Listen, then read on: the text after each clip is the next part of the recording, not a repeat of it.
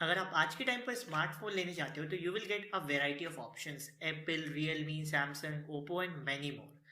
लेकिन अगर आप यही स्मार्टफोन 1980s और 1990s में लेने जाते तो आपके पास सिर्फ दो ही ऑप्शन थे, या तो नोकिया या blackberry. In a similar way अगर आप आज के टाइम पर कार लेने जाते हो you will get a lot of options, Mahindra, Tata, BMW, Audi. लेकिन अगर आप यही 1980s 1990s के टाइम पर जाते तो सिर्फ आपके पास फिर दो ऑप्शन ही होते, या तो एम्बेसडर या फिर फियाट। तो हम कह सकते हैं कि 1980s और 1990s के मुकाबले मार्केट बहुत चेंज हुआ है, मार्केट में एक ट्रांसफॉर्मेशन आया है।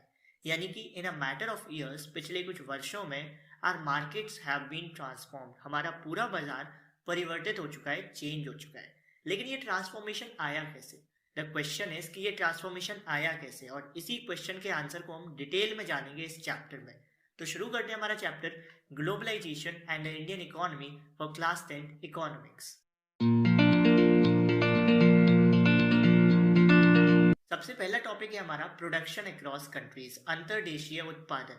अगर हम इंडिया की बात करें तो इंडिया में इंडिपेंडेंस के बाद क्या होता था, रॉ मटेरियल्स, कच्चे माल को इंडिया से बाहर भेजा जाता था और पक्के माल को यानी कि फिनिश्ड प्रोडक्ट को इंडिया में लाया जाता था। सपोज करिए कॉटन है तो कॉटन इंडिया से बाहर जाती थी और दूसरे देशों से कॉटन से क्लॉथ बनकर इंडिया में आया करता था। तो हम कह सकते हैं पहले के टाइम पर इंडिया कैसे कनेक्टेड था दूसरी कंट्रीज से, with the help of व्यापार, with the help of trade। तो trade was the main channel connecting countries। लेकिन ये पूरा सीन बदल गया, ये पूरा सीन चेंज हो गया after the emergence of, after the coming of MNC। अभी MNC क्या होता है इसके बारे में जानते हैं। MNC का फुल फॉर्म होता है मल्टी नेशनल कॉरपोरेशन। तो मल्टी का मतलब होता है मैनी, नेशनल का मतलब होता है नेशन, और कॉरपोरेशन का मतलब सिंपल कंपनी। तो मल्टी नेशनल कॉरपोरेशन को हम कह सकते हैं मैनी नेशन कंपनी या मैनी नेशन कॉरपोरेशन। बहुत सारे देशों वाली कॉरपोरेशन, बहुत सारे देशों वाली कंपनी। तो ये वो कंपनीज होती हैं जो बहुत सारे देशों में, या सिंपली कहें जो एक से ज्यादा देशों में, एक से अधिक देशों में व्यापार करती हैं, ट्रेड करती हैं। तो MNC क्या होती हैं? MNCs are the companies which owns और control production in more than one nation, जो एक से ज्यादा देशों में व्यापार करती हैं, जो एक से ज्यादा देशों में प्रोडक्शन को कंट्रोल करती हैं, तो वो होती है हमारी MNC। MNC यानी कि मल्टीनेशनल कॉरपोरेशन।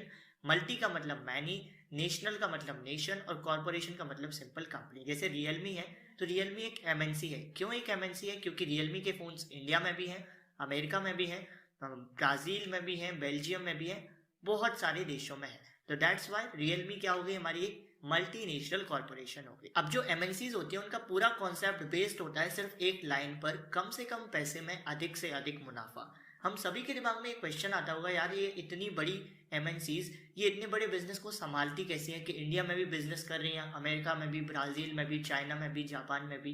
तो ये कंपनीज के पास बड़ा दिमाग होता है, ये कम से कम पैसे में ज्यादा से ज्यादा ज्यादा से ज्यादा प्रॉफिट वाला काम करती है। ये कंपनीज क्या करती हैं, ये कंपनीज अलग अलग रीजन्स में, अलग अलग कंट्रीज में अपने ऑफिस और फैक्ट्रीज बनाती हैं, और ये वहीं पर अपने ऑफिस और फैक्ट्रीज बनाती हैं जहां पर इनको कम से कम पैसा लगाना पड़े। सपोज करो अगर किसी देश में जमीन यानी कि लैंड जो है वो बहुत सस्ती है, लेबर बहुत सस्ती है, तो ये वहां पर अपनी फैक्ट्री बना देंगे। क्यों? क्योंकि इनको कम से कम पैसा लगाना होता है। सपोज करो कहीं पर अगर रिसर्च के लिए टेक्नोलॉजी वाली चीजें सस्ती हैं तो वहां पर ये अपना रिसर्च सेंटर खोल देंगे। क्यों? क्योंकि इनको कम से कम पैसे में अधिक से अधिक मुनाफा चाहिए। और सिंपल है ना, कम से कम पैसे में अधिक से अधिक मुनाफा तो हर कंपनी चाहती है। और इस स्टेप के साथ, इस लाइन के साथ, कम से कम पैसे में अधिक से अधिक मुनाफे के साथ, इस लाइन के साथ ये लोग अपना 50 से 60% जो कॉस्ट होता है, प्रोडक्शन कॉस्ट, उसको बचा भी लेते हैं, जिसकी वजह से इनका प्रॉफिट और भी ज्यादा बढ़ जाता है। सपोज करो अगर एक बिल्डिंग इंडिया में 100 रुपए में बनती है और अमेरिका में 40 रुपए में बनती है, तो ये बिल्डिंग कहाँ पर बनाएंगे? अमेरिका में जाकर बनाएंगे। क्यों? क्योंकि ये ऐसी जगह पर अपने ऑफिस और फैक्ट्रीज लगाते हैं जहां पर इनको कम से कम पैसा देना पड़े, जिससे ये कम से कम पैसा लगाकर ज्यादा से ज्यादा प्रॉफिट कमा सके। यानी कि this is done so that the cost of production is low and an MNC can earn greater profits. Cost of production कम बना रहा है और MNC ज्यादा से ज्यादा प्रॉफिट कमा सके। एक एग्जांपल लेते हैं एक MNC का जो इंडस्ट्रियल इक्विपमेंट्स बनाती है, यानी कि इंडस्ट्री में यूज होने वाले सामान बनाती है। तो उस कंपनी का जो रिसर्च सेंटर है वो अमेरिका में है, उस कंपनी का जो मैन्युफैक्चरिंग सेंटर है वो चाइना में है, वो कंपनी की ब्रांडिंग और असेंबलिंग कहाँ पर होती है? मैक्सिको और ईस्टर्न यूरोप में होती है, और उस कंपनी की कस्टमर केयर सर्विस इंडिया में है। तो आप देखोगे एक MNC ने कैसे खुद को फैलाया हुआ है कि मैन्युफैक्चरिंग चाइना में चल रही है, रिसर्च US में चल रही है, कस्टमर केयर इंडिया में चल रही है, और असेंबलिंग और सप्लाइंग मैक्सिको और ईस्टर्न यूरोप कंट्रीज में चल रही है। लेकिन वो ऐसा क्यों कर रही होगी? क्योंकि उस एमएनसी को चाइना में मैन्युफैक्चरिंग सस्ती पड़ी होगी, अमेरिका में टेक्नोलॉजी यानी कि जो रिसर्च सेंटर है वो उसको सस्ती पड़ी होगी, इंडिया में उसको कस्टमर केयर सर्विस सस्ती पड़ी होगी, इसलिए उन्होंने रिस्पेक्टिव जगह पर रिस्पेक्टिव चीज़ें खोल ली। इंडिया में कस्टमर केयर, चाइना में मैन्युफैक्चरिंग, यूएस में रिसर्च सेंटर, और मैक्सिको में उन्होंने अपने सारे सामान ब्रांडिंग करना शुरू कर दिया। मैक्सिको से उन्होंने अपने सारे सामान को सप्लाई करना शुरू कर दिया। क्यों? क्योंकि मैक्सिको से वर्ल्ड के सारे मार्केट बड़े ही पास पड़ते हैं, तो ट्रांसपोर्टेशन का कॉस्ट भी कम हो गया। तो यहाँ पर आप देखोगे कि एमएनसी बहुत सारे देशों में फैली हुई है, यानी कि एमएनसी सिर्फ अपने प्रोडक्ट को वर्ल्ड वाइड बेच ही नहीं रही है, वो उसको प्रोड्यूस भी वर्ल्ड वाइड कर रही है।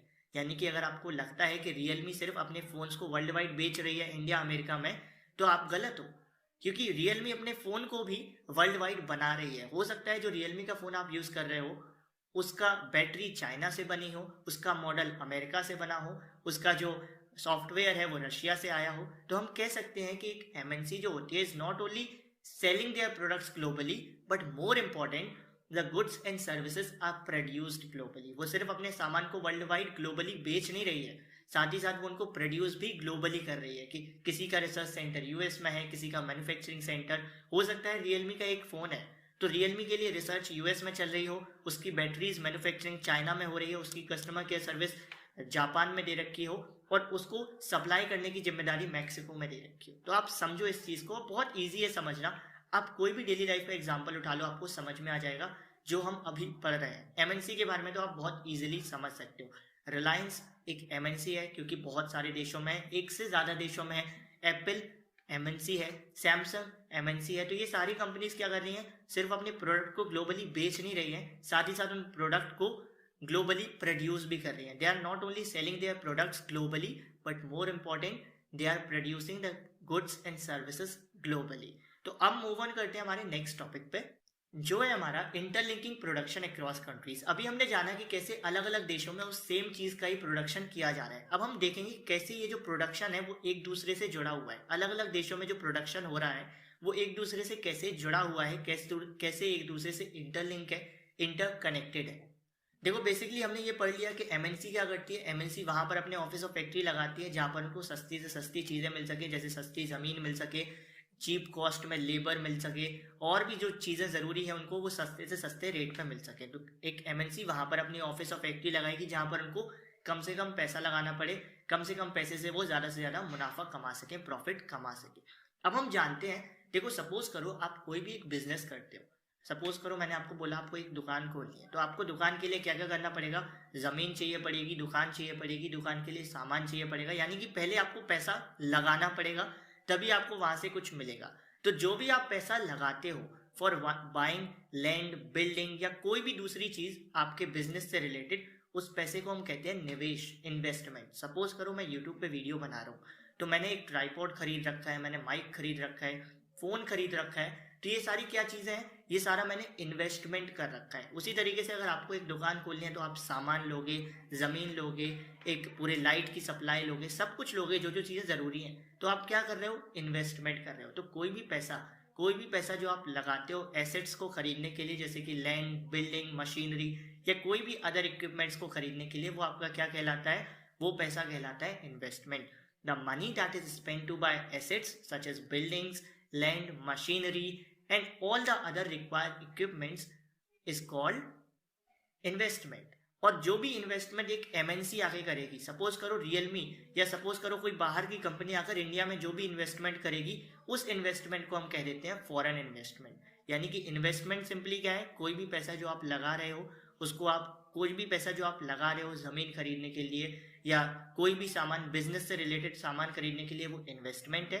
और यही इन्वेस्टमेंट जब कोई एमएनसी, मल्टीनेशनल कंपनी आकर करे, तो उस इन्वेस्टमेंट को हम कह देते हैं फॉरेन इन्वेस्टमेंट। अब सपोज करो आप कोई भी जब पैसा लगाते हो तो आप क्यों लगाते हो? आप इस उम्मीद में लगाते हो कि आपको फ्यूचर में उस चीज से प्रॉफिट मिलेगा, फायदा मिलेगा। यानी कि सिंपल है, कोई भी इन्वेस्टमेंट क्यों किया जाता है? With the hope that it will give us the profit in future. Suppose करो आप आज के टाइम पर जमीन खरीदते हो, तो क्यों खरीदते हो?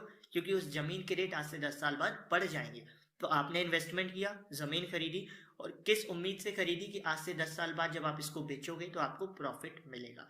तो सिंपली इन्वेस्टमेंट क्या है? कोई भी पैसा जो आप लगा रहे हो बिजनेस से रिलेटेड चीज़ों को खरीदने के लिए, वो इन्वेस्टमेंट है। और यही इन्वेस्टमेंट अगर कोई मल्टीनेशनल कंपनी, मल्टीनेशनल कॉर्पोरेशन आगे करे तो यही इन्वेस्टमेंट क्या बन जाता है? फॉरेन इन्वेस्टमेंट, विदेशी निवेश। अब मूव ऑन करते हैं नेक्स्ट चीज पे। अब सपोज करो आप एक नए देश में जाते हो जहां पर आपको कुछ नहीं पता है, आप एक नई जगह पर घूमने जाते हो जहां पर आपको कुछ नहीं पता है, तो आप क्या करोगे? वहां के टूरिस्ट गाइड की हेल्प लोगे। क्यों हेल्प लोगे? क्योंकि वो टूरिस्ट गाइड आपको हेल्प करेगा ये बताने में कि वहां पर घूमने वाली कौन सी जगह है, वहाँ का कल्चर कैसा है, वहाँ के लोग कैसे हैं। उसी तरीके से जब एक एमएनसी, मल्टीनेशनल कॉर्पोरेशन या मल्टीनेशनल कंपनी एक नए देश में जाती है तो वहाँ पे वो भी कुछ लोगों की हेल्प लेती है, वो भी कुछ चीज़ों की हेल्प लेती है, और उन चीज़ों को हम कहते हैं वहाँ की लोकल कंपनीज। जब भी एक मल्टीनेशनल कंपनी अगर किसी देश में गई है तो उसके लिए वो देश तो बिल्कुल नया है, तो वो क्या करती है? ये जो लोकल कंपनीज हैं जो वहाँ पर पहले से इस्टेब्लिश्ड कंपनी है उनकी हेल्प लेती है ये जानने के लिए कि वहाँ का मार्केट कैसा है, वहाँ पर लोगों के इंटरेस्ट क्या है, वहाँ की मार्केट में कंपटीशन कैसा है, और साथ ही साथ अपने बिजनेस को कैसे फैलाया जा सकता है। तो जिस तरीके से जब आप एक नई जगह जाते हो तो आप एक टूरिस्ट गाइड की हेल्प लेते हो इन्फॉर्मेशन के लिए, घूमने के लिए, उसी तरीके से जब एक एमएनसी एक नए देश में जाती है तो वो उस देश की जो लोकल कंपनीज हैं, जो पहले से वेल एस्टेब्लिश्ड कंपनीज हैं, उनकी मदद लेती है अपने बिजनेस को फैलाने के लिए और उस मार्केट के बारे में इंफॉर्मेशन इकट्ठी करने के लिए। अब सवाल ये है कि ये लोकल कंपनीज, ये मल्टीनेशनल कंपनीज की मदद क्यों करती हैं? जो लोकल कंपनीज हैं ये इन मल्टीनेशनल कॉर्पोरेशंस की मदद क्यों करती हैं? तो ये ऐसा इसलिए करती हैं क्योंकि इसमें लोकल कंपनीज के भी दो फायदे होते हैं। अब वो दो फायदे कौन से हैं जानते हैं। अब देखो, एक लोकल कंपनी होगी वो कुछ राज्यों तक होगी, वो कुछ स्टेट्स तक सीमित होगी, लेकिन जो मल्टीनेशनल कंपनीज हैं ये क्या है? ये कंट्री में व्यापार कर रही हैं, तो इनके पास बहुत सा पैसा होगा। तो लोकल कंपनीज को इसमें अपना एक फायदा ये दिखता है कि जो एमएनसीज हैं वो इन लोकल कंपनीज में इन्वेस्टमेंट कर सकती हैं for buying new machinery, for buying new products. तो पहला बेनिफिट क्या होता है लोकल कंपनीज का? That these MNCs can provide additional investment for buying new machineries and new product. ये जो एमएनसीज हैं ये लोकल कंपनीज के लिए एडिशनल इन्वेस्टमेंट, एडिशनल पैसा प्रोवाइड कर सकते हैं। किस चीज़ के लिए? नई मशीनरीज को लेने के लिए, नए प्रोडक्ट्स को लेने के लिए। और साथ ही साथ दूसरा क्या फ़ायदा होता है? अब देखो एमएनसी है तो एमएनसी तो कितनी बड़ी है, तो उनके पास लेटेस्ट टेक्नोलॉजी भी होगी। तो ये जो एमएनसीज है ये इन लोकल कंपनीज को इंट्रोड्यूस करा सकती हैं उस नई टेक्नोलॉजी से। ये दूसरा फायदा हो सकता है कि that MNC might bring with them the latest technology, MNCs might bring with them the latest technology for production. MNC जो है वो लोकल कंपनीज के साथ मिलकर नई टेक्नोलॉजी ला सकती हैं प्रोडक्शन के लिए। तो बेसिकली लोकल कंपनीज के कौन से दो फायदे होते हैं एमएनसी के साथ मिलकर? पहला, लोकल कंपनीज में एडिशनल इन्वेस्टमेंट किया जा सकता है एमएनसी के द्वारा नई मशीनरीज को खरीदने के लिए। और दूसरा, एमएनसीज क्या कर सकती हैं? एमएनसीज नई टेक्नोलॉजी से इंट्रोड्यूस करा सकते हैं लोकल कंपनीज को फॉर प्रोडक्शन। तो ये तो फायदा होता है लोकल कंपनीज का जब वो एमएनसी, मल्टीनेशनल कंपनीज के साथ काम करती है। लेकिन द क्वेश्चन इज कि वो काम कैसे करती हैं? एमएनसी किस तरीके से लोकल कंपनीज के साथ काम करती है, ये भी तो समझने वाली बात है। तो देखो ये क्या होता है ना, ये एमएनसी के पास बहुत पैसा होता है, हद से ज़्यादा। ये छोटे मोटे काम ही नहीं करती, ये नए देश में जाती हैं, ये वहाँ की लोकल कंपनी से बातचीत नहीं करती, सीधा लोकल कंपनीज को खरीद लेती हैं। हाँ भाई तुम साइड में आओ, तुम्हें हमने सीधा खरीद लिया। यानी कि जो सबसे कॉमन तरीका है जिसको एक एमएनसी फॉलो करती है वो क्या करती है? जब भी वो किसी नए देश में जाती है तो वो उस देश की छोटी छोटी जो लोकल कंपनीज होती हैं, जो पहले से स्टैब्लिश्ड कंपनीज होती हैं, उनको खरीद लेती है। फॉर एग्जाम्पल, इंडिया के बारे में अगर हम बात करें तो एक अमेरिकन एमएनसी है कारगिल फूड्स के नाम से। अमेरिका की एक मल्टीनेशनल कंपनी है कारगिल फूड्स। वो जब इंडिया में आई थी तो इंडिया में वो बिल्कुल नई थी, तो अब उसके सामने चैलेंजेस क्या थे कि उसको अपना बिजनेस भी बढ़ाना था और लोगों का विश्वास भी जीतना था अपने प्रोडक्ट को लेकर। तो उसने क्या किया? इंडिया की जो छोटी छोटी लोकल कंपनीज थी जो पहले से वेल एस्टेब्लिश्ड थी, पॉपुलर थी, उनको खरीद लिया। और उन्हीं में एक लोकल कंपनीज में से एक थी परख फूड्स। परख फूड्स हमारे इंडिया की एक बहुत ही पॉपुलर लोकल कंपनी है, इसके प्रोडक्ट वेल एस्टेब्लिश्ड हैं, वेल पॉपुलर है। तो कारगिल फूड्स ने क्या किया? परख फूड्स को खरीद लिया। तो परख फूड्स का कंट्रोल अब किसके हाथ में आ गया? कारगिल फूड्स के हाथ में। और कारगिल फूड्स ने ये जो छोटी छोटी लोकल कंपनीज थी जैसे कि परख फूड्स, इनकी मदद से अपने बिजनेस को बढ़ा लिया, अपने बिजनेस को एक्सपेंड कर लिया। आज के टाइम पर परख फूड्स की 4 ऑयल रिफाइनरीज हुआ करती थी, वो चारों अब किसकी हैं? कारगिल फूड्स की, जो क्या है एक अमेरिकन एमएनसी है। साथ ही साथ कारगिल फूड्स आज के टाइम पर लार्जेस्ट प्रोड्यूसर है एडिबल ऑयल की।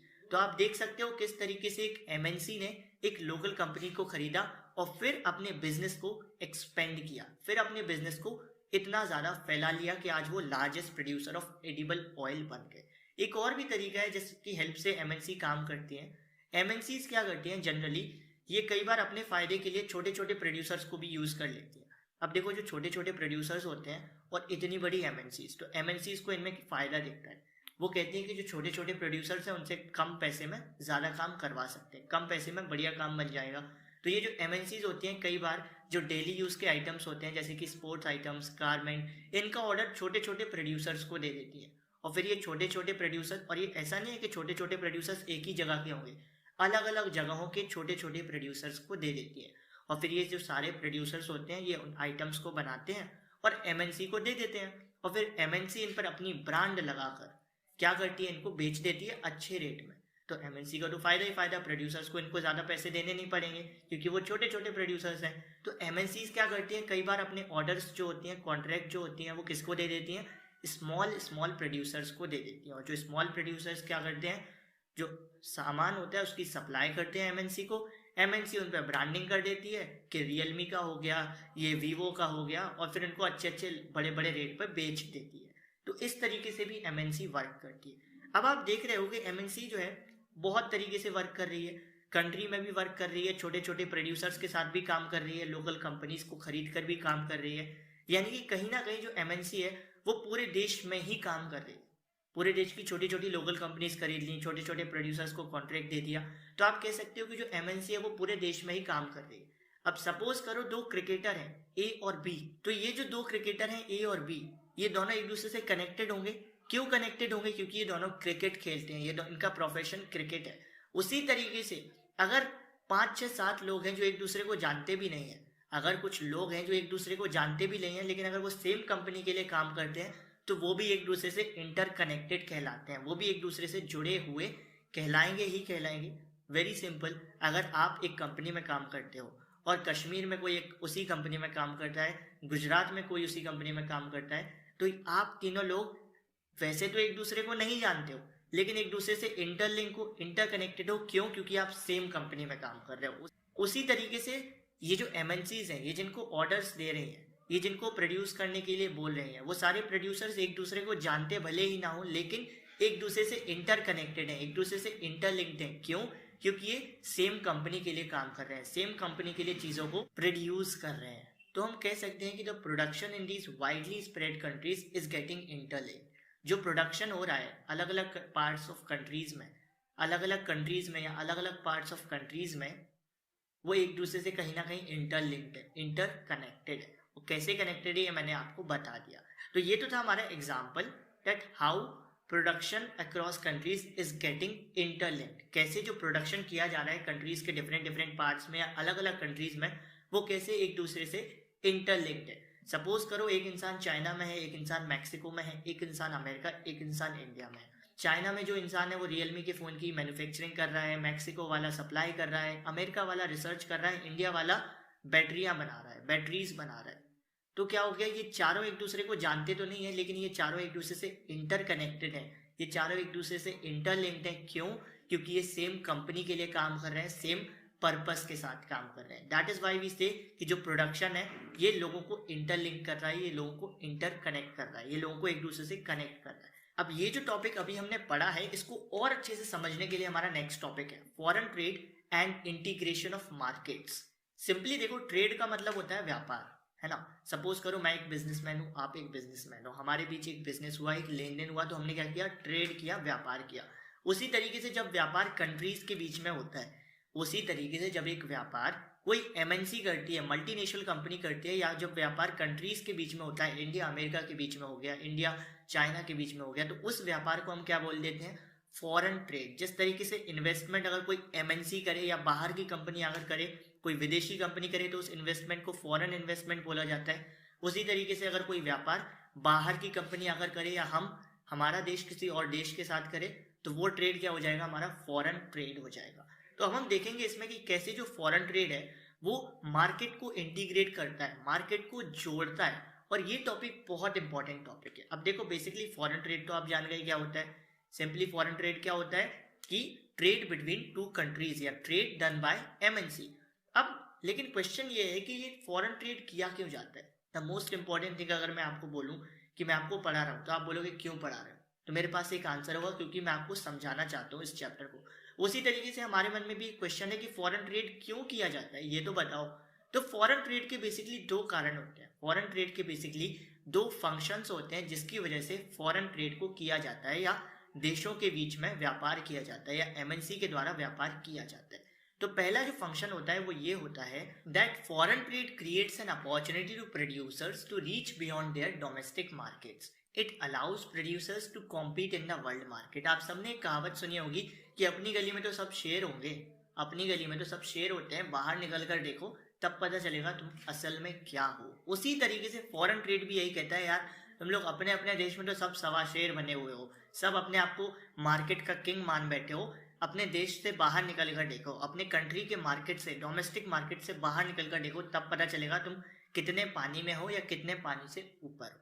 सिंपली फॉरेन ट्रेड का पहला फंक्शन ये होता है कि जो प्रोड्यूसर्स होते हैं उनको वो मौका देता है कि वो अपने डोमेस्टिक मार्केट से, यानी कि जो कंट्री का मार्केट है उससे बाहर निकलें और पूरे वर्ल्ड के मार्केट में आकर कॉम्पीट करें, जिससे उनको पता चले कि वो कितने पानी में और कितने पानी से ऊपर है। अगर आप असली में शेर होगे तो आप वर्ल्ड मार्केट में भी कंपटीशन जीत लोगे, और अगर आप असली में शेर नहीं होगे मार्केट के तो वर्ल्ड मार्केट में फिर आपको मुंह की खानी पड़ेगी। तो फॉरेन ट्रेड का पहला बेसिक फंक्शन क्या होता है, या फॉरेन ट्रेड क्यों जरूरी है, because it gives opportunity to producers to compete in the world market. और सेकेंड चीज है कि अगर प्रोड्यूसर का फायदा हो रहा है, बनाने वाले का फायदा हो रहा है, बेचने वाले का फायदा हो रहा है, तो खरीदने वाले का भी तो होना चाहिए। तो साथ ही साथ फॉरेन ट्रेड क्या करता है, कंज्यूमर्स के सामने, बायर्स के सामने, खरीदने वालों के सामने एक वेराइटी ऑफ गुड्स रखता है। जो गुड्स हैं उनकी बहुत लार्ज वेराइटी रख देता है, चॉइस ऑफ गुड्स को बढ़ाता है। सपोज करो 1980s के टाइम पर जब फॉरेन ट्रेड नहीं था तो आपके पास नोकिया या ब्लैकबेरी का ऑप्शन था स्मार्टफोन में, लेकिन आज के टाइम पर जब फॉरेन ट्रेड है तो आपके पास कितने सारे ऑप्शंस आ चुके हैं, वेराइटी ऑफ गुड्स है, आपकी जो चॉइस है उसको एक्सपेंड कर दिया है फॉरेन ट्रेड ने। आपके पास एप्पल भी ले सकते हो, रियलमी भी, ओप्पो भी, वीवो भी, जो आपका मन है आप वो ले लो। तो सेकंड फंक्शन क्या होता है फॉरेन ट्रेड का, that it expends the choice of goods for the buyers, for the consumers. तो दो फंक्शन क्या हो गए फॉरेन ट्रेड के, दो बेसिक फंक्शन क्या हो गए फॉरेन ट्रेड के। पहला, it gives producers the opportunity to compete in the world market, and second, in a similar way it gives buyers to expand their choice of goods। तो दो basic function of foreign trade हम समझ गए। अब basically अगर in general हम बोलें तो ट्रेड क्या करती है, फॉरेन ट्रेड क्या करती है, तो सिंपली हम बोलें ट्रेड की वजह से, व्यापार की वजह से क्या हो जाता है, लोगों के सामने वेराइटी ऑफ चॉइसेस होती हैं, लोगों के सामने जो चॉइस ऑफ गुड्स होती है, मार्केट में जो चॉइस ऑफ गुड्स होती है वो बढ़ती है, जो प्राइजेस होती हैं सिमिलर आइटम्स की वो ऑलमोस्ट इक्वल हो जाती हैं। सपोज करो पार्ले जी का पैकेट यहाँ पर भी 5 रुपए का है और दूसरी स्टेट में भी 5 रुपए का ही मिलता है। ये क्यों होता है, because of the trade. Trade क्या करती है, ट्रेड जो प्राइजेस होती हैं सिमिलर आइटम्स की उनको ऑलमोस्ट इक्वल बना देती है। और तीसरा, ये मौका देती है प्रोड्यूसर्स को, ये प्रोड्यूसर्स को मौका देती है to compete in the world market. तो ये तो बेसिक फंक्शन थे हमारे ट्रेड के, या ट्रेड की वजह से क्या क्या हो रहा है इन सब चीज़ों के। लेकिन इन सबको जोड़कर हम एक चीज़ ज़रूर कह सकते हैं कि कैसे भी अगर आप इनको जोड़ लो, कैसे भी अभी तक हमने जो पढ़ा है उसको आप दिमाग में रखो और उसको जोड़ोगे तो आपको एक चीज़ ज़रूर समझ में आ जाएगी कि जो फॉरेन ट्रेड है ये मार्केट को इंटीग्रेट करती है, या मार्केट को कनेक्ट करती है, या मार्केट को इंटरकनेक्ट करती है। ये जो फॉरेन ट्रेड है, दूसरे देशों के साथ व्यापार है, ये मार्केट्स को जोड़ता है। तो सिंपली हम कंक्लूजन में क्या बोल सकते हैं कि जो फॉरेन ट्रेड है, अभी तक हमने जो भी पढ़ा उसके बेसिस पर हम क्या बोल सकते हैं कि जो फॉरेन ट्रेड है वो क्या कर रही है, वो मार्केट को इंटीग्रेट कर रही है, अलग अलग देशों के मार्केट को इंटीग्रेट कर रही है। सपोज करो इंडिया का मार्केट है, चाइना का मार्केट है, तो इंडिया का व्यापारी को मौका मिलता है चाइना के मार्केट में कॉम्पीट करने का, और चाइना के व्यापारी को मौका मिलता है इंडिया के मार्केट में कॉम्पीट करने का। तो हम कह सकते हैं कि जो फॉरेन ट्रेड है इसकी मदद से क्या हो रहा है, जो मार्केट है अलग अलग देशों का वो एक दूसरे से इंटरलिंक हो रहा है, वो एक दूसरे से इंटरकनेक्ट हो रहा है, वो इंटीग्रेट हो रहा है। Very simple. तो फॉरेन ट्रेड की वजह से क्या हो रहा है, integration of market of different countries. तो integration of market in different countries किसकी वजह से हो रहा है, वो हो रहा है फॉरेन ट्रेड की वजह से। देखो हम पार्ट 1 में पढ़ के आए हैं कि जितना ज्यादा फॉरेन ट्रेड होगा, कंट्रीज के बीच में व्यापार होगा, उतना ही ज्यादा वहां के मार्केट इंटरलिंक करते जाएंगे, उतना ही ज्यादा उन देशों के मार्केट एक दूसरे से जुड़ते जाएंगे। यानी कि सिंपली जितना ज्यादा फॉरेन ट्रेड होगा, जितना ज्यादा फॉरेन इन्वेस्टमेंट होगा, उसका रिजल्ट क्या आएगा, उतना ही ज्यादा वहां के जो मार्केट है वो एक दूसरे से जुड़ते जाएंगे, इंटरकनेक्ट होते जाएंगे, इंटीग्रेट होते जाएंगे। तो सिंपल है, अगर दो देशों के मार्केट जुड़ते हैं तो इसका मतलब देश भी तो जुड़ रहे हैं ना। सपोज करो इंडिया और चाइना के बीच में फॉरेन ट्रेड बहुत ज़्यादा बढ़ जाती है, इंडिया को और चाइना के जो मार्केट है वो एक दूसरे से इंटरकनेक्ट हो जाते हैं, तो फिर इंडिया और चाइना भी तो एक दूसरे से इंटरकनेक्ट हो जाएंगे ना। Very simple. तो ग्लोबलाइजेशन क्या होता है? यही होता है। ग्लोबलाइजेशन का सिंपल मतलब होता है देशों को जोड़ना। जिस तरीके से हम फॉरेन ट्रेड में मार्केट को जोड़ने की बात करते थे, ग्लोबलाइजेशन में हम देशों को जोड़ने की बात करते हैं। जो कंट्रीज है उनको इंटीग्रेट, उनको इंटरलिंक, उनको इंटरकनेक्ट करने की बात करते हैं। तो ग्लोबलाइजेशन सिंपली क्या होती है? Globalisation is the process of rapid integration और interconnection between countries. Simply globalisation का मतलब है देशों को इंटीग्रेट करना, एक साथ लाना, देशों को एक दूसरे से इंटरकनेक्ट करना, एक दूसरे से इंटरलिंक करना। अब कैसे हम इंटरलिंक करते हैं, कैसे हम देशों को जोड़ते हैं? विद द हेल्प ऑफ व्यापार, with the help of foreign trade. जितना ज़्यादा फॉरेन ट्रेड होगा, देशों के बीच में व्यापार होगा, उतना ही ज़्यादा ग्लोबलाइजेशन होगा, उतना ही ज़्यादा देश आपस में जुड़ेंगे। तो एक और डेफिनेशन क्या हो सकती है ग्लोबलाइजेशन की, कि globalisation is the process of rapid integration between countries through foreign trade and foreign investment done by the MNC. तो ग्लोबलाइजेशन का सिंपल मतलब हम कह सकते हैं देशों का जोड़ना। और कैसे देशों को जोड़ा जाता है? Through foreign trade and foreign investment. और फॉरेन ट्रेड और फॉरेन इन्वेस्टमेंट करता कौन है? एमएनसी करती है, मल्टीनेशनल कंपनी करती है। तो ग्लोबलाइजेशन आप समझ गए, सिंपली है, जितना सिंपल है, जितना सपोज करो 3 कंट्रीज हैं, इंडिया, अमेरिका, चाइना, जितना ज़्यादा इनके बीच में फॉरेन ट्रेड और फॉरेन इन्वेस्टमेंट होगा, उतना ही ज़्यादा यहाँ के मार्केट एक दूसरे से जुड़ते जाएंगे। और जितना ज़्यादा मार्केट यहाँ के एक दूसरे से जुड़ते जाएंगे, उतना ही ज़्यादा ये लोग क्या, ये देश भी एक दूसरे से जुड़ते चले जाएंगे। Very simple concept. ग्लोबलाइजेशन का सिंपल मतलब देशों को जोड़ना with the help of foreign trade and foreign investment. अब ग्लोबलाइजेशन प्रोसेस में जो सबसे मेजर रोल प्ले करती है वो होती है एमएनसीज। मल्टीनेशनल कंपनी का एक बहुत बड़ा रोल होता है ग्लोबलाइजेशन प्रोसेस में, देशों को आपस में जोड़ने में। क्यों होता है? क्योंकि हमने पढ़ा ग्लोबलाइजेशन कैसे होता है, विद द हेल्प ऑफ व्यापार, with the help of investment. ये व्यापार और इन्वेस्टमेंट करता कौन है? एमएनसी ही तो करती है ना, मल्टीनेशनल कॉर्पोरेशन ही तो करती है। इसलिए हम बोलते हैं जो एमएनसीज हैं इनका एक बहुत मेजर रोल है ग्लोबलाइजेशन प्रोसेस में। जितना अच्छा ग्लोबलाइजेशन होगा उसका मतलब है सपोज करो हम बोलते हैं 2 कंट्रीज के बीच में बहुत अच्छा ग्लोबलाइजेशन है, वहाँ के मार्केट एक दूसरे से बहुत अच्छे से कनेक्टेड है, तो इसका मतलब है उनके बीच में ज़्यादा से ज़्यादा चीज़ों का इम्पोर्ट एक्सपोर्ट हो रहा है, ज़्यादा से ज़्यादा चीज़ों का, ज़्यादा से ज़्यादा टेक्नोलॉजी का, ज़्यादा से ज़्यादा सर्विसेज का इम्पोर्ट एंड एक्सपोर्ट हो रहा है, ट्रेड हो रहा है, व्यापार हो रहा है। तो सिंपल ग्लोबलाइजेशन में जो एमएनसीज हैं वो बहुत ही इंपॉर्टेंट रोल प्ले करती हैं। जितना अच्छा ग्लोबलाइजेशन होगा उसका सिंपल मतलब है, अगर ग्लोबलाइजेशन कहीं पर बहुत अच्छा हो रहा है, किन्हीं 2 कंट्रीज के बीच में ग्लोबलाइजेशन बहुत अच्छा हो रहा है, तो उसका क्या मतलब है? उनके बीच में ज़्यादा से ज़्यादा goods and services and technology move कर रहे हैं, इम्पोर्ट एक्सपोर्ट हो रहे हैं।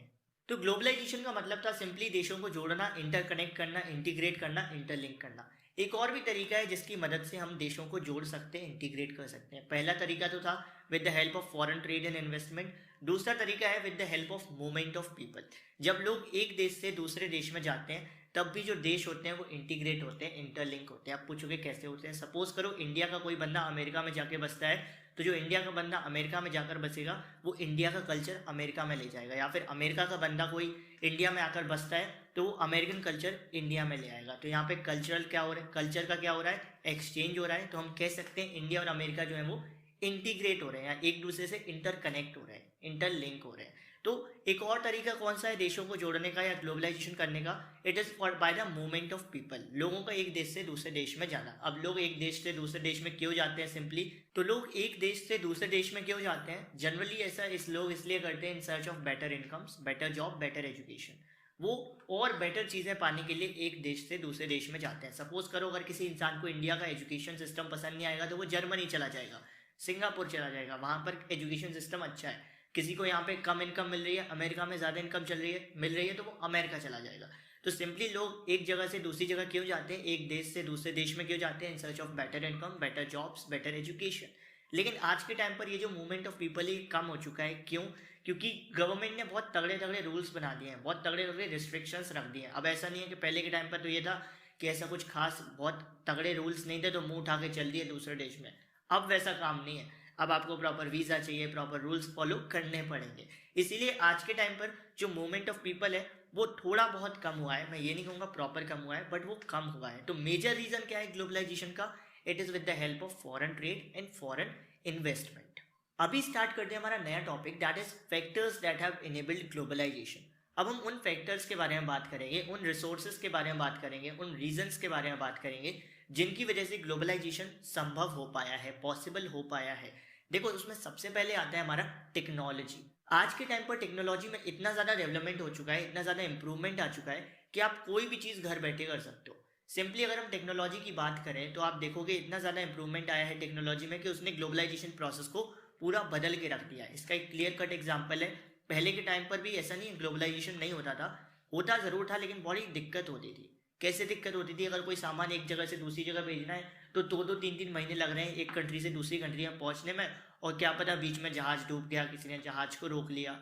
लेकिन आज के टाइम पर ट्रांसपोर्टेशन टेक्नोलॉजी इतनी अच्छी हो सकती है कि आपको कितने भी दूर भेजना हो आप कम से कम टाइम में भेज सकते हो, कम से कम पैसे में भेज सकते हो। इतना अच्छा ट्रांसपोर्टेशन सर्विसेज हो चुकी हैं। इसीलिए हम कहते हैं जो ट्रांसपोर्टेशन टेक्नोलॉजी है या जो डेवलपमेंट आया है ट्रांसपोर्टेशन में, वो एक क्लियर कट एग्जाम्पल है कि कैसे जो टेक्नोलॉजी है वो हेल्प करती है ग्लोबलाइजेशन प्रोसेस में। तो सिंपली क्या कह सकते हैं हम, जो डेवलपमेंट आया है टेक्नोलॉजी में उसने एक बहुत मेजर बूस्ट दिया है, एक बढ़ावा दिया है, एक इट्स लाइक बूस्टर डोज। जैसे अभी वैक्सीनेशन की एक बूस्टर डोज चल रही है ना, उसी तरीके से जो टेक्नोलॉजी है, जो डेवलपमेंट है टेक्नोलॉजी में, वो एक बूस्टर डोज है ग्लोबलाइजेशन के लिए। सेकेंड जो चीज़ है, जो टेक्नोलॉजी का ही पार्ट है, this development in the information and communication technology. Information and communication technology, जिसको हम सिंपली बोलते हैं आईटी। सिंपली आईटी में क्या टॉपिक्स आ जाते हैं? अगर हम कुछ टॉपिक की बात करें तो जैसे हमारा आ जाता है कंप्यूटर, टेलीकम्युनिकेशन, इंटरनेट। तो आईटी ने एक बहुत मेजर बढ़ावा दिया है, एक बहुत मेजर बूस्ट दिया है किसको? ग्लोबलाइजेशन प्रोसेस को। आईटी नहीं होता तो आज के टाइम पर ग्लोबलाइजेशन प्रोसेस आपको जैसी दिखती है, जितना आपको देश एक दूसरे से कनेक्टेड दिखते हैं वैसे नहीं दिखते। जैसे सपोज करो जो आईटी में अगर हम बात करें हमारी टेलीकम्युनिकेशन की, तो टेलीकम्युनिकेशन की मदद से आज के टाइम पर आप किसी भी जगह पर बैठकर किसी से भी कांटेक्ट कर सकते हो। आप इंडिया में बैठे हो, आप अमेरिका फ़ोन कर सकते हो with the help of telecommunication skill. With the help of computer and internet आप कोई भी इंफॉर्मेशन प्राप्त कर सकते हो, कोई भी इंफॉर्मेशन शेयर कर सकते हो। With the help of internet आप ऑनलाइन पेमेंट कर सकते हो। ज़रूरी नहीं अगर आपको किसी देश में पैसे भेजने हैं तो अब आपको वहाँ जाना ज़रूरी है, सिंपली ऑनलाइन पे करो ना। तो सिंपली अगर देखा जाए तो आईटी ने एक ऐसा ग्लोबलाइजेशन प्रोसेस बना दिया है जिसमें डायरेक्ट कांटेक्ट ज़रूरी है ही नहीं।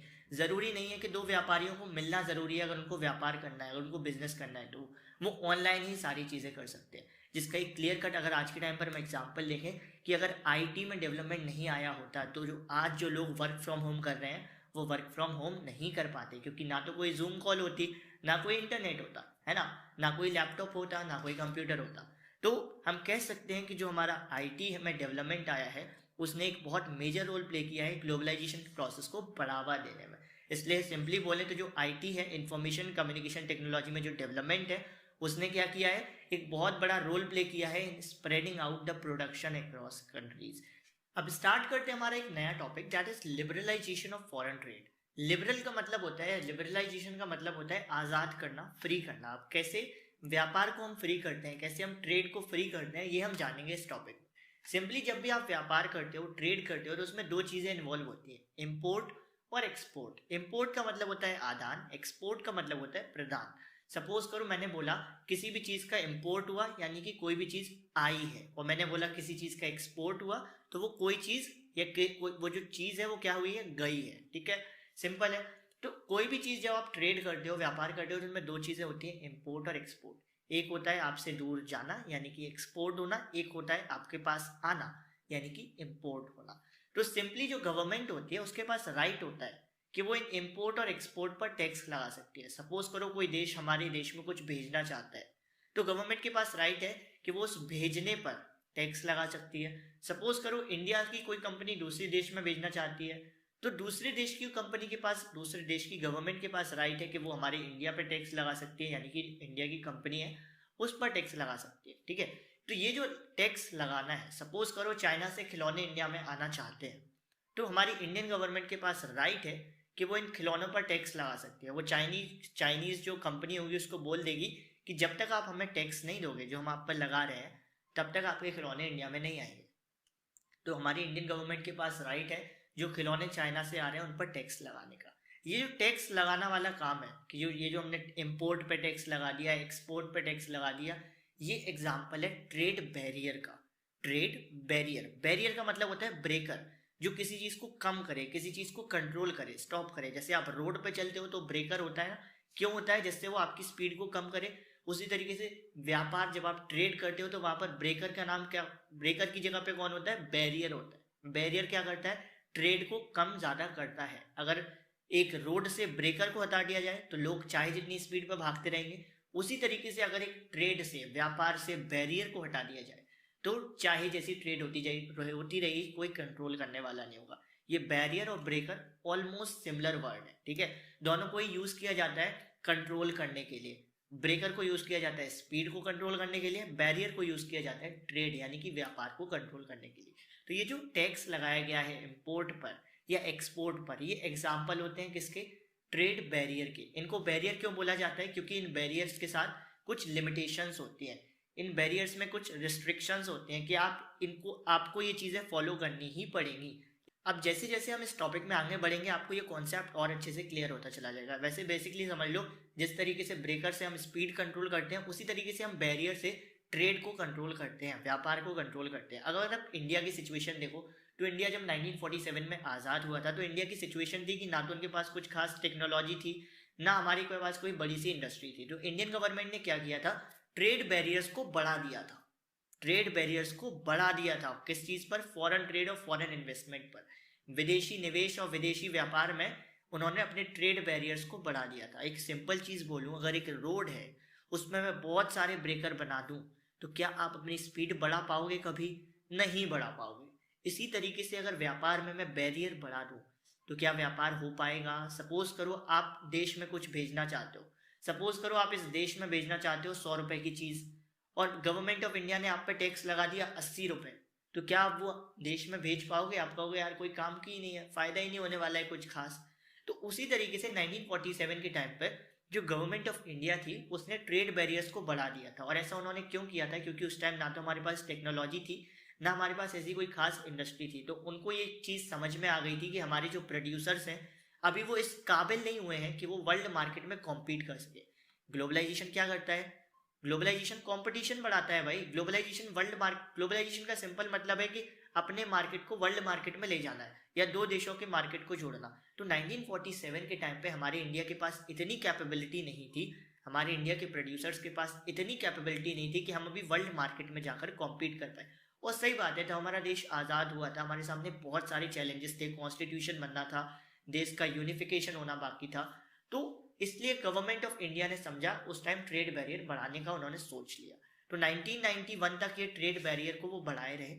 क्यों बढ़ाए रहे? जिससे जो प्रोड्यूसर्स हैं देश के वो प्रोटेक्ट होकर रहें, वो अपने आप को पहले डेवलप कर लें। आप तभी जाते हो ना इंटरनेशनल मैच खेलने, जब आपके अंदर से पूरे डेवलप हो जाते हो, कॉन्फिडेंट होते हो। सपोज करो आप पेपर देने कब जाते हो?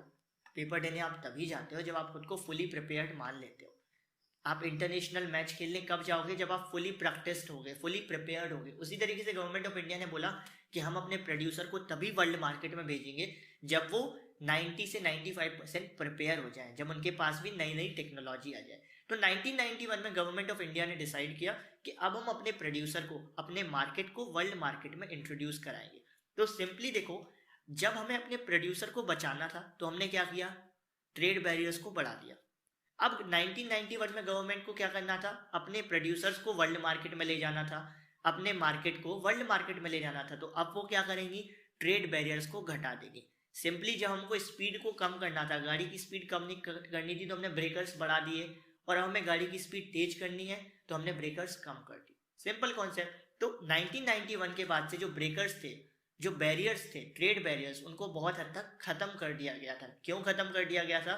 क्योंकि अब हम चाहते थे हमारे देश का मार्केट वर्ल्ड मार्केट में जाकर कॉम्पीट करे, हमारे देश के प्रोड्यूसर्स वर्ल्ड मार्केट में जाकर कॉम्पीट करें।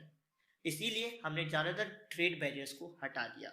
और ये जो डिसीजन था ट्रेड बैरियर्स को हटाने का, इसको बहुत सारी ऑर्गेनाइजेशंस, इंटरनेशनल ऑर्गेनाइजेशन ने तक सपोर्ट किया था।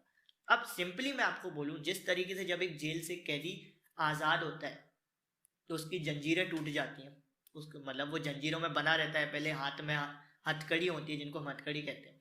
तो जब वो आज़ाद होता है जेल से, जिस दिन जेल से उसकी छुट्टी होती है तो सब उसको क्या बोलते हैं? अब तुम आज़ाद हो, है ना। उसी तरीके से जब जो व्यापार है, व्यापार भी बैरियर्स में बना रहता है और जब इसमें से बैरियर्स हटा दिए जाते हैं तो हम सब व्यापार को बोलते हैं, ट्रेड को बोलते हैं कि अब तुम भी आज़ाद हो। और आज़ाद का मतलब होता है फ्री करना, और फ्री का मतलब होता है लिबरल, तो हम बोल देते हैं इसको लिबरलाइजेशन। तो सिंपली लिबरलाइजेशन क्या होता है? ट्रेड बैरियर्स को हटाना। जो ट्रेड बैरियर एक गवर्नमेंट लगाती है उनको हटाना ही लिबरलाइजेशन होता है। लिबरल का मतलब होता है फ्री करना, फ्री करना यानी कि आज़ाद करना। आज़ाद कब होगा? जब बेड़ियां जो है उनको हटा दिया जाएगा, जब जो ब्रेकर्स हैं, जब जो बैरियर्स हैं उनको हटा दिया जाएगा। तो लिबरलाइजेशन क्या होता है? द प्रोसेस ऑफ या simply the removal of trade barriers और restriction set by the government is called liberalisation. तो सिंपली जब ट्रेड बैरियर हट जाएंगे तो बिजनेस जो है वो आसान हो जाएगा, इंपोर्ट एक्सपोर्ट क्या हो जाएगा?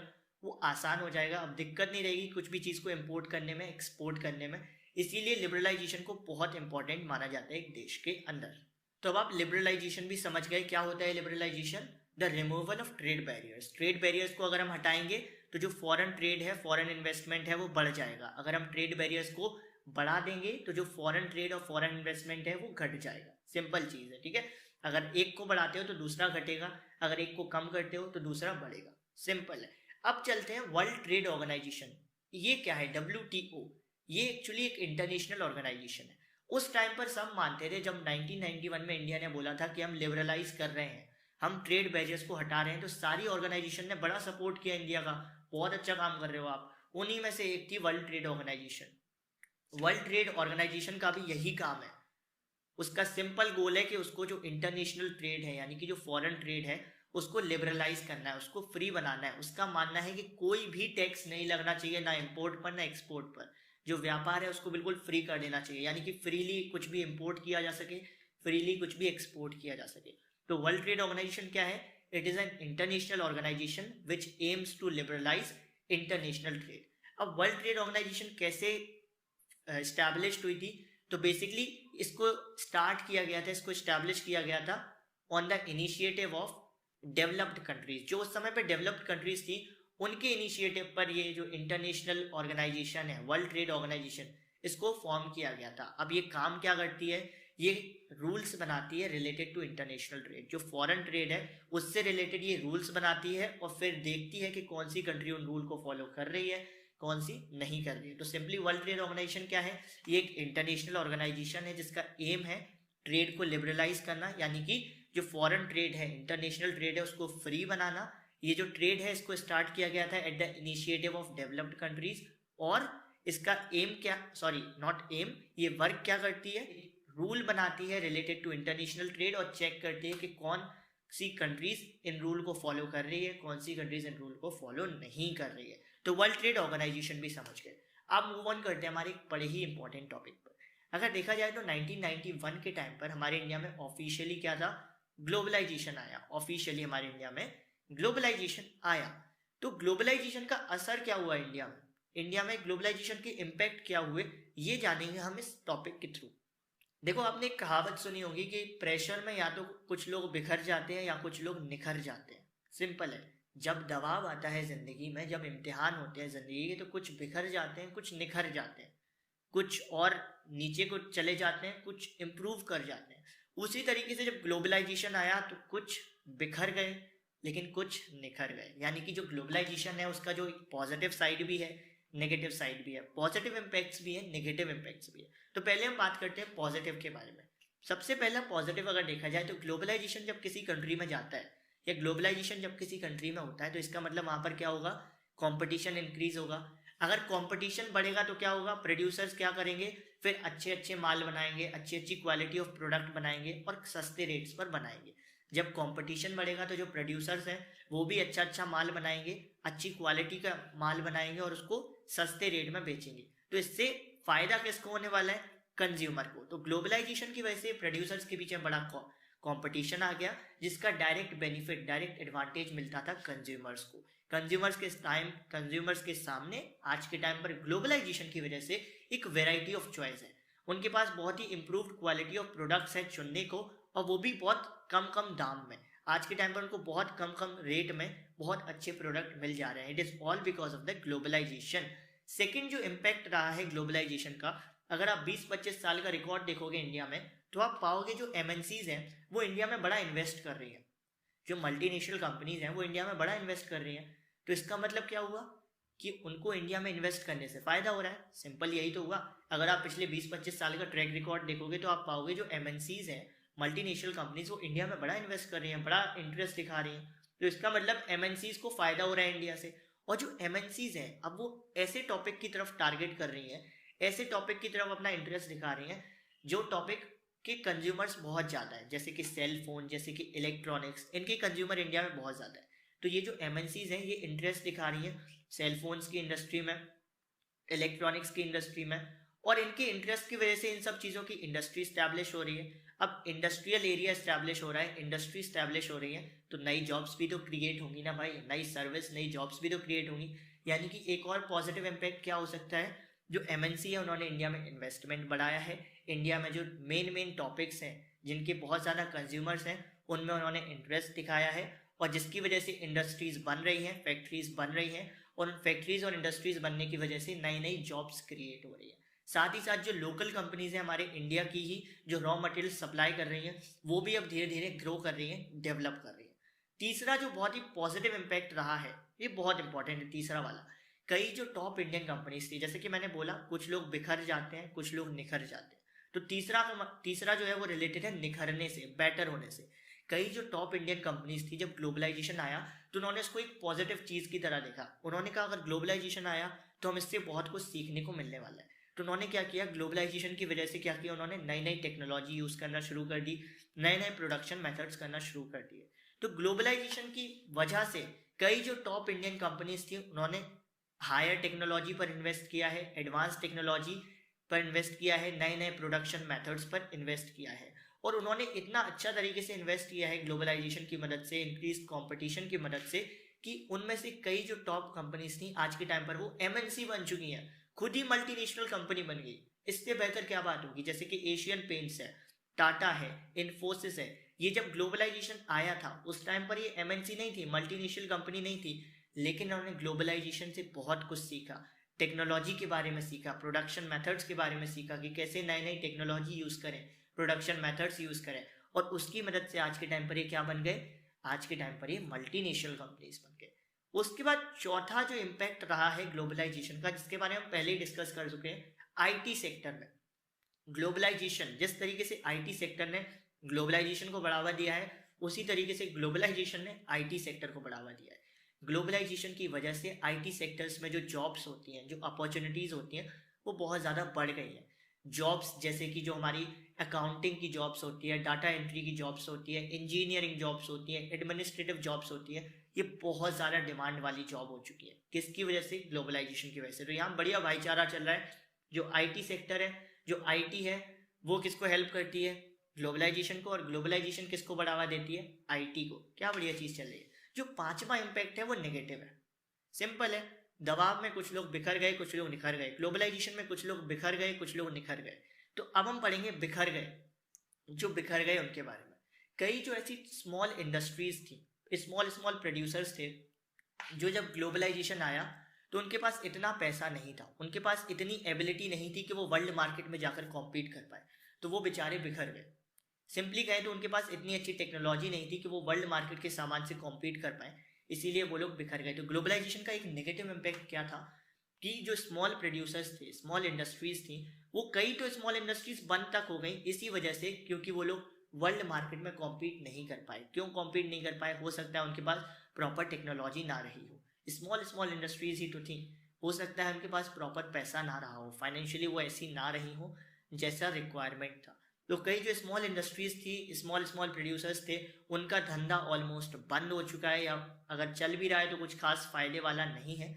क्यों, क्योंकि वो उनके पास इतनी प्रॉपर चीज़ें ही नहीं है कि वो ग्लोबलाइजेशन में जो कंपटीशन बढ़ा है उसके साथ कॉम्पीट कर पाए। और जो सिक्स्थ चीज़ हुई है वो है नॉर्मल लाइफ पर असर। जो वर्कर्स हैं, जो लेबर्स हैं, उनकी लाइफ पर असर कैसा डाला है ग्लोबलाइजेशन में, तो ये भी बड़ा ही नेगेटिव असर डाला है। क्या हुआ है ग्लोबलाइजेशन की वजह से, आज के टाइम पर आप देखते हो प्राइवेट कंपनीज किन लोगों को चाहती हैं अपने साथ काम करना, किन लोगों के साथ काम करना चाहती हैं, उन लोगों के साथ जिनके साथ उनको कम से कम पैसा देना पड़े और कोई भी सिक्योरिटी ऑफ एम्प्लॉयमेंट ना देना पड़े। जैसे आप अगर किसी गवर्नमेंट जॉब करते हो तो आपकी जॉब सिक्योर है, लेकिन जो ग्लोबलाइजेशन आने की वजह से जो कंपनीज आई हैं वो आपकी जॉब्स को इनसिक्योर कर रही हैं, वो चाहती हैं कि जितने समय का काम है हम बस उतनी ही समय के लिए आपको एम्प्लॉयमेंट दें, उसके बाद आप अपने रास्ते, हम अपने रास्ते। इसकी वजह से क्या हो रहा है, जो ग्लोबलाइजेशन की वजह से जो जॉब्स हैं अब वो सिक्योर नहीं रह गई हैं, सिर्फ गवर्नमेंट जॉब्स ही सिक्योर बची हैं, बाकी सारी जॉब में इनसिक्योरिटी आ गई है। यानी कि जो लाइफ्स है वर्कर्स की, लेबर्स की, वो बदल चुकी है। क्यों? क्योंकि अब उनकी जॉब्स सिक्योर नहीं है। अब उनकी जो लाइफ है वो प्रॉपर बदल चुकी है ग्लोबलाइजेशन की वजह से, क्योंकि अब उन्हें ज़्यादा मेहनत करनी पड़ती है और ज़्यादा अच्छा कुछ खास मिलता नहीं है, ज़्यादा अच्छी कुछ इनकम है नहीं। साथ ही साथ उनकी जो जॉब है वो भी इनसिक्योर है, उसमें भी उनको सिक्योरिटी नहीं है कि हाँ भाई चलो ये जॉब लंबी चलने वाली है, कभी भी उनको हटा दिया जाएगा। तो ये तो 6 जो थे हमारे इम्पैक्ट थे, जिसमें से 2 नेगेटिव इम्पैक्ट थे और 4 हमारे पॉजिटिव इम्पैक्ट थे। तो बेसिकली हर इंसान की अपनी अपनी कहानी है कि कैसे उसको ग्लोबलाइजेशन, कैसे उसकी लाइफ पर ग्लोबलाइजेशन का असर हुआ है। तो ये, लेकिन हमने एक बेसिक इम्पैक्ट पढ़ लिए जो 6 इम्पैक्ट थे, कि कैसे कंज्यूमर को, कैसे प्रोड्यूसर को, कैसे छोटी छोटी इंडस्ट्रीज़ को, कैसे बड़ी बड़ी इंडस्ट्रीज़ को, कैसे वर्कर्स को, कैसे लेबर्स को ग्लोबलाइजेशन की वजह से इम्पैक्ट हुआ है, ग्लोबलाइजेशन की वजह से इन पर क्या इम्पैक्ट पड़ा है।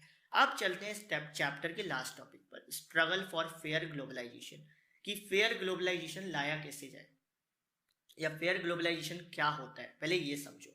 सिंपली हम बोले तो फेयर ग्लोबलाइजेशन का मतलब होता है एक ऐसा ग्लोबलाइजेशन, एक ऐसा वैश्वीकरण जिसमें सबको अपॉर्चुनिटीज मिले, जिसमें सबको इक्वल अपॉर्चुनिटीज मिले और सबको ग्लोबलाइजेशन का इक्वल फायदा मिले। ऐसा ना हो कि जो अमीर है बस उसी को अपॉर्चुनिटीज मिली जा रही है, ऐसा ना हो कि जो अमीर है बस वही अमीर हुआ जा रहा है और जो गरीब है ना तो उसको अपॉर्चुनिटीज मिल रही है, ना ही ग्लोबलाइजेशन का कोई खास फायदा मिल रहा है। तो ऐसा ना हो, इसीलिए हम क्या चाहते हैं, फेयर ग्लोबलाइजेशन चाहते हैं। तो सिंपली फेयर ग्लोबलाइजेशन क्या है? It is a kind of globalisation in which there would be equal opportunities for all and the benefits are shared in a better way. जो बेनिफिट्स हैं वो सही तरीके से सबके साथ शेयर हो, ठीक है। तो फेयर ग्लोबलाइजेशन कैसे लाया जा सकता है? इसमें जो गवर्नमेंट है वो बहुत इंपॉर्टेंट है। गवर्नमेंट एक बहुत बड़ा रोल प्ले कर सकती है फेयर ग्लोबलाइजेशन लाने के लिए। अब कैसे गवर्नमेंट कर सकती है वो समझो, गवर्नमेंट क्या क्या कर सकती है उसको समझो। सबसे पहली चीज जो गवर्नमेंट कर सकती है, गवर्नमेंट लॉज बना सकती है। जो छोटे छोटे लेबर्स हैं, वर्कर्स हैं, इनको प्रोटेक्ट करने के लिए कि इनके साथ कुछ अन्याय ना करे, कोई हैरासमेंट ना हो, इसके लिए वो लॉज बना सकती है। गवर्नमेंट जो है वो लॉज बना सकती है वर्कर्स के लिए, लेबर्स के लिए, और साथ ही साथ रेगुलरली ये चेक कर सकती है कि इनको इनके राइट्स मिल रहे हैं, इनको इनके अधिकार मिल रहे हैं या नहीं मिल रहे हैं। साथ ही साथ गवर्नमेंट एक और चीज़ कर सकती है, यानी कि दूसरा तरीका क्या है, गवर्नमेंट जो छोटे छोटे प्रोड्यूसर्स हैं, छोटी छोटी इंडस्ट्रीज हैं, उनको सपोर्ट कर सकती है। जैसे 1947 के टाइम पर जो छोटे छोटे प्रोड्यूसर्स थे उनको प्रोटेक्ट किया गया था, उनको सपोर्ट किया गया था कि वो ग्रो कर जाएं। उसी तरीके से आज के टाइम पर भी गवर्नमेंट जो छोटे छोटे प्रोड्यूसर्स हैं उनको सपोर्ट कर सकती है। कब तक सपोर्ट कर सकती है? जब तक वो इतने स्ट्रांग ना हो पाए कि वो वर्ल्ड मार्केट में कॉम्पीट करें। तो गवर्नमेंट छोटे छोटे प्रोड्यूसर्स, छोटी छोटी इंडस्ट्रीज को सपोर्ट कर सकती है जिससे वो इस काबिल बन पाए कि वो वर्ल्ड मार्केट में कॉम्पीट कर पाए। और तीसरी चीज, अगर जरूरत पड़े, इफ नेसेसरी, तो गवर्नमेंट ट्रेड बैरियर्स को भी यूज कर सकती है। हमने पढ़ा था कैसे जो ट्रेड बैरियर है उसकी मदद से गवर्नमेंट फॉरेन ट्रेड, विदेशी व्यापार को कम ज्यादा कर सकती है। तो गवर्नमेंट ट्रेड बैरियर्स का भी यूज कर सकती है अगर जरूरत पड़े। इन सब तरीकों से फेयर ग्लोबलाइजेशन लाया जा सकता है। पहला तरीका, गवर्नमेंट प्रॉपर लॉज बनाए, उनको इम्प्लीमेंट करे। दूसरा तरीका, गवर्नमेंट स्मॉल प्रोड्यूसर्स को प्रोटेक्ट करे। और तीसरा तरीका, जो गवर्नमेंट है वो अगर जरूरत पड़े तो ट्रेड बैरियर्स का भी इस्तेमाल करे to regulate, to control the foreign trade. तो ये तो खत्म होता है हमारा chapter globalisation and the Indian economy. I hope आपको समझा होगा पूरा। इस चैप्टर में हमने प्रोडक्शन अक्रॉस कंट्रीज पढ़ा, इंटरलिंकिंग प्रोडक्शन अक्रॉस कंट्रीज की, कैसे जो प्रोडक्शन हो रहा है अलग अलग कंट्रीज में वो एक दूसरे से इंटरलिंक्ड है। ग्लोबलाइजेशन के बारे में पढ़ा, इम्पैक्ट ऑफ ग्लोबलाइजेशन के बारे में पढ़ा, और सबसे एंड में फेयर ग्लोबलाइजेशन के बारे में पढ़ा। तो आई होप आपको ये चैप्टर समझ में आ गया होगा। Honestly very big thanks to all of you कि आप इधर तक आए हो, आपने ये पूरी वीडियो देखी है। एंड इस चैप्टर के नोट्स भी बहुत जल्द ही रिलीज कर दूंगा, अपलोड कर दूंगा। तो मिलते हैं हमारी नेक्स्ट वीडियो में, तब तक के लिए stay home, stay safe, all the very best.